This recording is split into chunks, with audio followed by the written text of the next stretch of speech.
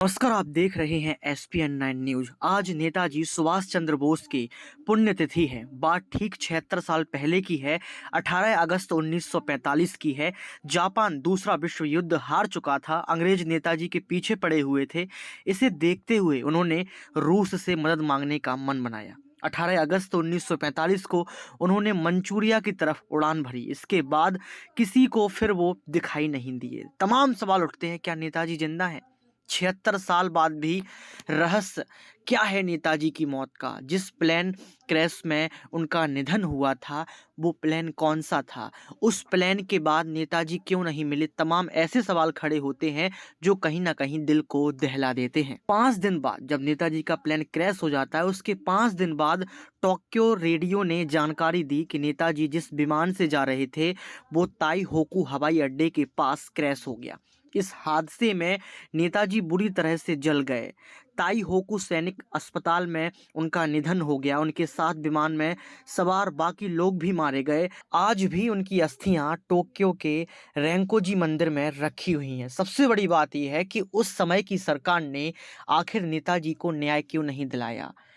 आखिर आज की सरकार नेताजी के लिए क्यों नहीं बोलती है? हालांकि योगी आदित्यनाथ ने विशेष टिप्पणी की है, उसको मैं जरूर सुनवाऊंगा, लेकिन पहले इतिहास को जान लेते हैं। नेताजी के निधन के 76 साल बाद भी उनकी मौत का रहस्य बना हुआ है। उनकी मौत का सच जानने के लिए 3 कमेटियां बनी। 2 ने कहा कि नेताजी की मौत प्लेन क्रैश में हुई। 1999 में तीसरा आयोग मनोज कुमार मुखर्जी के नाम पर बना। इस आयोग की रिपोर्ट में ताइवान सरकार के हवाले से कहा गया कि 1945 में कोई प्लेन क्रैश की घटना ही नहीं हुई। इस प्लेन क्रैश का कोई रिकॉर्ड है ही नहीं। हालांकि सरकार ने इस रिपोर्ट को अस्वीकार कर दिया था। इसके बावजूद भी हमारी आज की सरकार मूक दर्शक बनी है। एक ऐसा महापुरुष जिसने देश की आज़ादी को दिलाने में दिन रात एक कर दिया, एक ऐसा महापुरुष जो सच में एक महापुरुष था, इसके बावजूद भी लगातार देखा जाता है कि हमारी सरकार ये सब भूल चुकी है। आपको बता दें कि नेताजी के निधन के बाद भी देश के कई इलाकों में उनको देखे जाने के दावे किए जाते रहे हैं। फैजाबाद में गुमनामी बाबा से लेकर छत्तीसगढ़ में उनको देखे जाने की खबरें आई हैं। छत्तीसगढ़ में ये मामला राज्य सरकार के पास गया, लेकिन सरकार ने मामले में हस्तक्षेप करने से मना कर दिया। यही हमारी सरकार की नाकामी है कि आखिर नेताजी को न्याय क्यों नहीं मिलता? क्या नेताजी आज भी जिंदा है? क्या नेताजी की अस्थियां जो है वो नेताजी की नहीं है? ये तमाम सवाल खड़े होते हैं। इन गुमनामी बाबा के नेताजी होने का दावा किया जाता है। उनके निधन के बाद उनके पास से नेताजी के परिवार की तस्वीरें, पत्र पत्रिकाओं में छपे नेताजी से जुड़े लेख, कई अहम लोगों के पत्र, नेताजी की कथित मौत के मामले की जांच के लिए गठित शाहनबाज आयोग एवं खोसला आयोग की रिपोर्ट जैसी चीजें मिली। इसके बावजूद भी लगातार देखा जाता है कि कुछ नेताजी का गुमसुद है, यानी कि नेताजी की लेकर लगातार देखा गया है कि नेताजी क्या जिंदा हैं। पहले देखिए आप योगी आदित्यनाथ ने आखिर नेताजी की जयंती पर क्या कुछ बोला है। नेताजी सुभाष चंद्र बोस को उनकी पावन जयंती पर स्मरण करते हुए नमन कर रहा है। देश की आजादी के आंदोलन में नेताजी के द्वारा किए गए योगदान के प्रति कृतज्ञता ज्ञापित करने के लिए आदरणीय प्रधानमंत्री जी ने 2021 में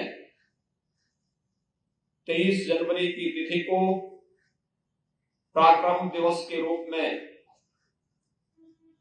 आयोजित करने और इसके माध्यम से नेताजी के योगदान के प्रति पूरे देशवासियों की कृतज्ञता ज्ञापित करने का एक अवसर पूरे देशवासियों को प्रदान किया। आज पूरा भारत नेताजी सुभाष चंद्र बोस के प्रति अपनी कृतज्ञता ज्ञापन पराक्रम दिवस के प्रति विभिन्न प्रकार के रचनात्मक कार्यक्रमों के माध्यम से कर रहा है। हम सब जानते हैं कि नेताजी सुभाष चंद्र बोस का जन्म भारत के तत्कालीन बंगाल प्रांत के और आज के उड़ीसा प्रांत के कटक में हुआ था। बचपन से ही कुशाग्र बुद्धि के होने के नाते आगे की पढ़ाई के लिए, उच्च शिक्षा के लिए उन्हें कैम्ब्रिज विश्वविद्यालय में दाखिला लेना पड़ा था। उस समय की प्रतिष्ठित प्रशासनिक सेवा ICS की परीक्षा में सर्वोच्च स्थान प्राप्त होने के बाद भी उन्होंने वह सेवा ज्वाइन नहीं की। उन्होंने इस बात को स्पष्ट किया था कि जो लोग हमारे देश को गुलाम बनाए हुए हैं, जिनके खिलाफ हमें लड़ाई लड़नी है, हम उनकी अधीनता स्वीकार करके किसी भी बड़े पद को ठुकरा सकते हैं। और उन्होंने ICS की परीक्षा में उत्तीर्ण होने के बाद भी उसे छोड़ करके देश की आजादी के आंदोलन के साथ वे जुड़े थे। आजादी के आंदोलन के दौरान अनेक ऐसे अवसर आए थे जिन्होंने नेताजी सुभाष चंद्र बोस को, जिसके माध्यम से वह भारत की राजनीति में स्थापित हो सकते थे, लेकिन उससे इतर उन्होंने सदैव क्रांति का मार्ग चुना। देश के प्रत्येक नागरिक के मन में राष्ट्रभक्ति का भाव पैदा हो और हम सब अपनी राष्ट्रीयता के मार्ग का अनुसरण करते हुए नेशन फर्स्ट की इस भाव को सदैव अंगीकार कर सके। वह सदैव इस बात के पक्षधर थे, न केवल भारत के अंदर बल्कि दुनिया के अंदर अनेक देशों में रह करके, जर्मनी है, जापान है, सिंगापुर है, इन सभी देशों में, दुनिया के तमाम देशों में रह करके वहां के भारतवंशियों के साथ मिलकर के भारत की आजादी का अलग जगाते रहे।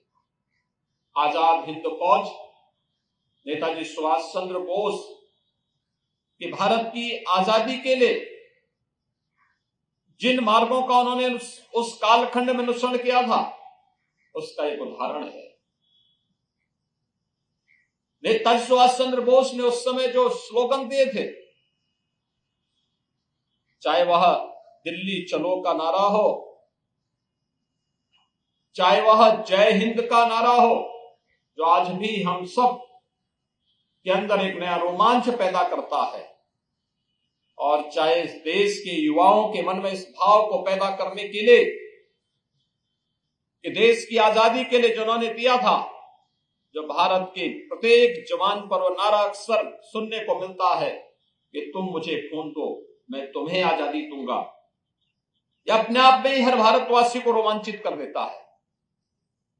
यह अवसर हमारे लिए अत्यंत महान अवसर है, जब देश आजादी के अमृत महोत्सव वर्ष के भव्य आयोजन के बाद, हर घर तिरंगा के कार्यक्रम को सफलतापूर्वक आगे बढ़ाने के बाद अब आजादी के अमृत काल में प्रवेश कर चुका है।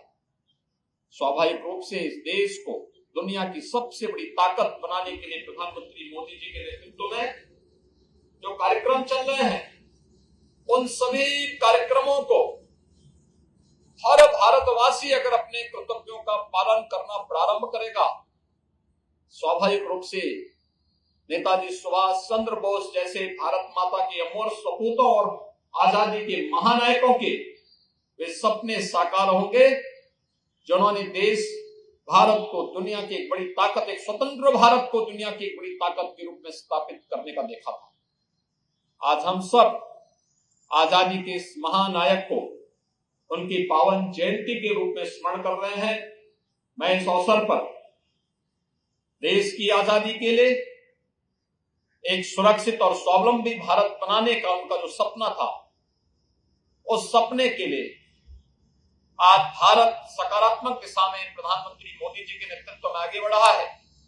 हमें पूरा विश्वास है कि हर भारतवासी नेताजी सुभाष चंद्र बोस के सपने को साकार करने के लिए अपने स्तर पर योगदान देगा। मैं इस अवसर पर प्रदेशवासियों की ओर से नेताजी सुभाष चंद्र बोस के द्वारा देश की आजादी के लिए किए गए योगदान के लिए कृतज्ञता ज्ञापित करते हुए कोटि कोटि नमन करता हूं। जय हिंद।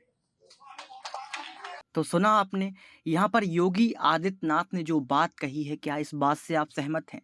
क्या योगी आदित्यनाथ नेताजी को न्याय दिला पाएंगे? क्या योगी आदित्यनाथ ये तय कर पाएंगे कि नेताजी आज भी हैं? ये तमाम जो सवाल उठते हैं, इन सवालों का जवाब क्या यहाँ पर योगी आदित्यनाथ आने वाले भविष्य में दिला पाएंगे? क्योंकि योगी आदित्यनाथ ने जो बयान दिया है, इस बयान को सुनने के बाद तो नहीं लगता है कि यहाँ पर कहीं ना कहीं नेताजी को न्याय मिलने वाला। लेकिन दर्शकों, आपको क्या लगता है, सुभाष चंद्र बोस क्या जिंदा हैं? क्या लगता है आपको, सुभाष चंद्र बोस जिनकी आज जयंती हम मना रहे हैं, उनके साथ पक्षपात हुआ, उनके साथ धोखाधड़ी हुई? आखिर कौन सी सरकार रही है जिन्होंने यहाँ पर सुभाष चंद्र बोस को न्याय नहीं दिलाया? क्या जवाहरलाल नेहरू इसके सबसे बड़ा कारण है? क्या कांग्रेस पार्टी सबसे बड़ी कारण है? या फिर बीजेपी पार्टी भी इसका सबसे बड़ा कारण हो सकती है? आप कमेंट बॉक्स में जरूर बताएं। आज के लिए सिर्फ इतना ही। देखते रहिए SPN9 न्यूज।